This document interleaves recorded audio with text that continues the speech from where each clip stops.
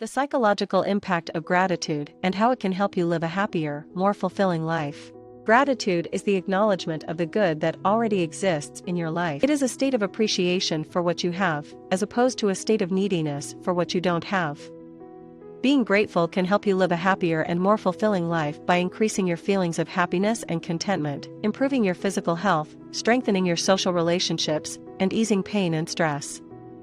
In this video, Dr. Joe Dispenza will going to teaches us how gratitude can help transform our lives from being unhappy to being happy. Before you watch the video, like, subscribe, share and hit the bell icon so you don't miss any video.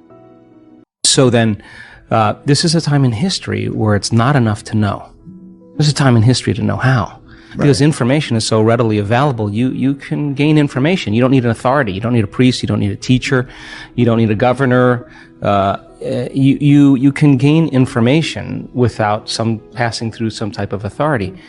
And so people are empowered. And the next most practical question is, how am I going to apply this to my life? Now, when you learn new things, you make new connections in your brain. That's what learning is. But if you can't remember what you learned, then you haven't made any new connections that are sustainable or maintainable. So the more the person can repeat what they've learned, the more they're installing the neurological hardware in their brain in preparation for the experience.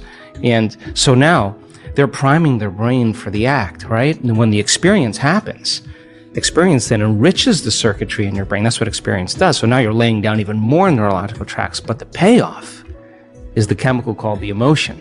And the moment you feel unlimited, the moment you feel grateful, the moment you feel abundant, now you're teaching your body chemically to understand what your mind is intellectually understood. So knowledge is for the mind and experience is for the body. And now we're embodying the truth of that philosophy. And we're literally signaling new genes in new ways and changing our future, or changing our genetic future. And if you've done it once, then you're an athlete, you'd be able to do it over and over again. And if you keep repeating it, you neurochemically condition your mind and body to begin to work as one. And the redundancy of the act over and over again conditions the body to know how to do it better than the mind. Now it's innate in you. It's second nature. It's easy. It's familiar. It's who you are. And so I think we start as philosophers. We initiate, we become initiates, and then we master it. Knowledge, experience, wisdom, mind, body, soul. Learning it with your head, applying it with your hands, knowing it by heart. Thinking to doing to being. And so I think to answer that kind of question or that comment is that, we should get up as if our prayers are already answered. The problem is that our senses fool us into separation. The person says, I want to be healed, I want to be healthy, I want to be wealthy. And they imagine it and they come back and it's not there. And when they see it, it's not there. The thought of their future creates the emotion of lack or separation. And if thoughts are the language of the brain and feelings are the language of the body, now you have mind and body in opposition. So then, if you think about something like appreciation or thankfulness or gratitude, when you are receiving something, when you just receive something, when something is happening to you in the moment, or something just happened to you that you enjoy, or you're surprised about, or is pleasing to you, you feel this emotion of gratitude. So gratitude becomes the signature, the emotional signature that it's already happened. Gratitude is the ultimate state of receiving. So now when the person combines a clear intention of their future, and they open their heart and they feel the emotion of that future, their body is objective. It's the unconscious mind. It doesn't know the difference between the actual experience in their life that's creating the emotion and the emotion that they're fabricating by thought alone. In that moment, their body is believing it's in that future, in the present moment. And the stronger the emotion they feel, the more altered they feel inside of them, the more they pay attention to the picture in their mind. And we could say then that they're beginning to remember their future. And biologically, it's the same as remembering your past. So if you keep practicing opening your heart and you keep combining it with a clear intention, then the thought and the feeling changes your state of being. Which means then, if you keep doing that over time, you'll feel like your future has already happened. Now, what's the significance of that? If you feel like your future has already happened, you stop looking for it. You're no longer waiting and wondering when it's going to happen or how it's going to happen.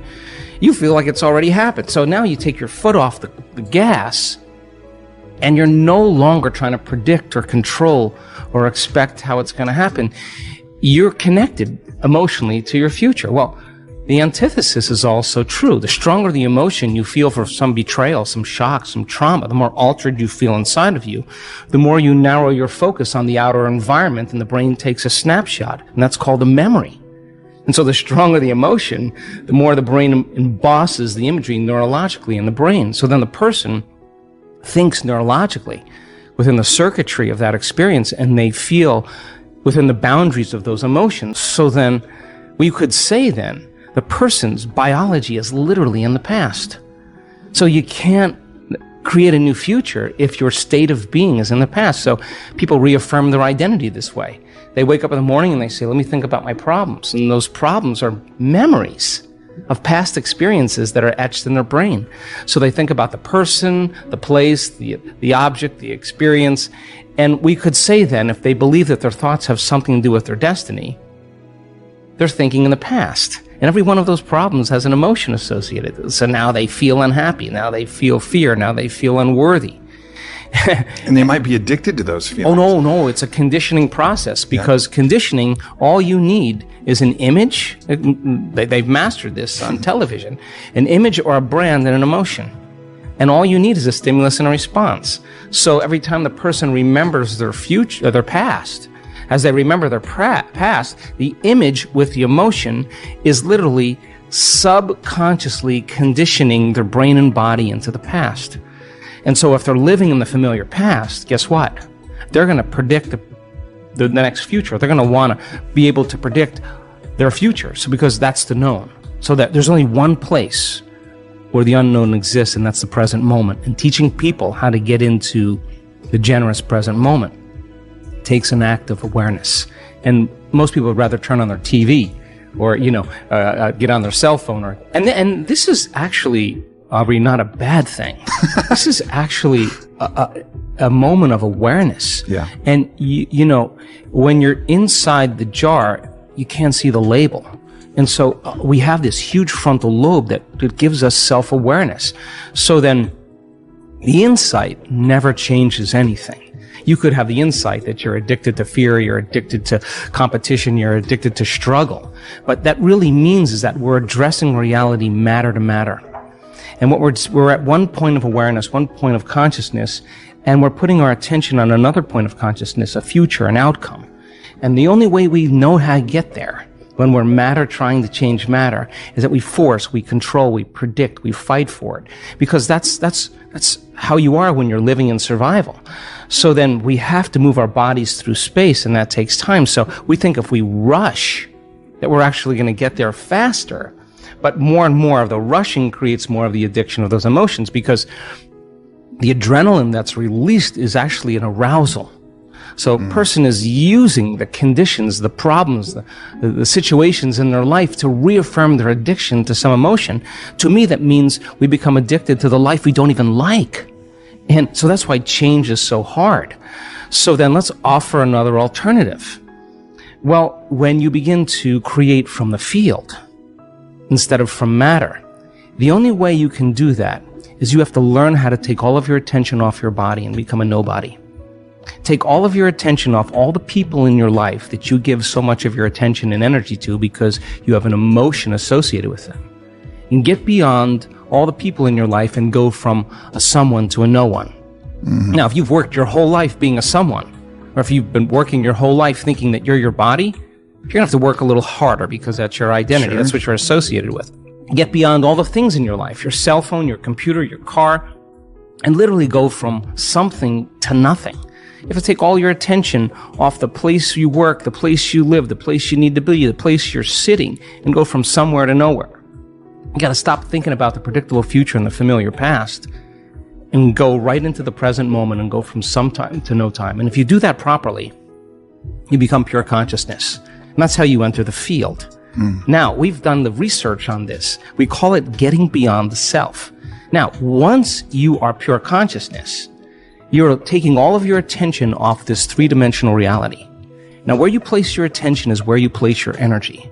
So if you've taken all of your attention off of everything material, There's only one place you're going to wind up, and that is the immaterial realm called the quantum field, an invisible field of energy that unifies and connects everything material. So now when you're creating from the field and you combine a clear intention with an elevated emotion, and you're connected and you feel connected, the suggestion of an alternative way to create is that when there's a vibrational match between your energy and some future reality, you actually no longer have to go anywhere to get it. You're actually the vortex, and you will collapse space and time and draw the experience to you. Now that, to me, is a lot more fun, because the experience is the unknown. You can't predict when it's going to happen or how it's going to happen, because if you can predict it, it's the known. So then you have to lay down the very thing you use your whole life to get what you want for something greater to occur.